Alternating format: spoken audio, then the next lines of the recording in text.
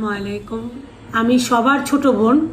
আমার 7 ভাই বোনের ভিতরে সবচেয়ে ছোট হলো আমি, জেসমিন আলম। সম্পত্তির ব্যাপারে যেটা আমার বোনরা বলতেছে সেটা আমার মা আমাদের কাছে লিখে নিছে। এইটা হলো 96 সনে, 95-তে আমার বিয়ে হয়েছে, 96-তে আমার মা লিখে নিছে আমাদের কাছ থেকে সম্পত্তি। এখন ওরা কেন বলতেছে আমি জানি না, আমার কাছে লিখে নিছে, ওদের কাছেও লিখে নিছে, কিন্তু ওরা অস্বীকার কেন হইতেছে আমি বলতে পারবো না, এটা ওনারাই ভালো জানে।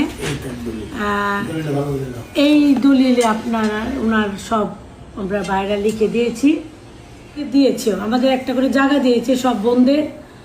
এবং আলহামদুলিল্লাহ তিনও আমার 4 বোনই ভালো আছি, খারাপ নেই আমরা কেউই।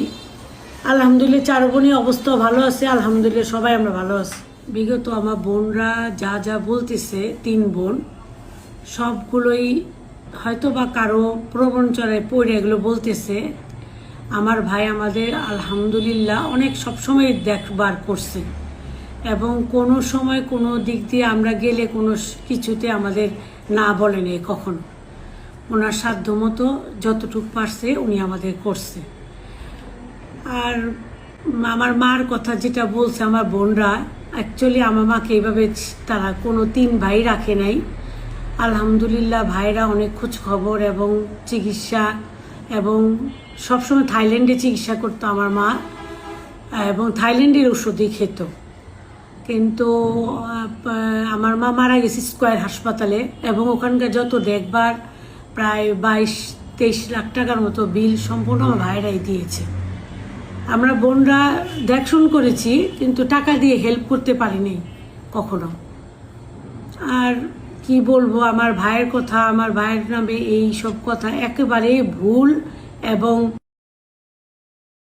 মিথ্যা, মানে পুরো মনে করি মিথ্যা কথা। তারা 3 বোনের কেন বলতেছে আমি জানতেছি না। বোনদের কথায় বিভ্রান্ত হবেন না আপনারা, দেশবাসী সবাই ওনাকে ভালো চোখেই দেখেন।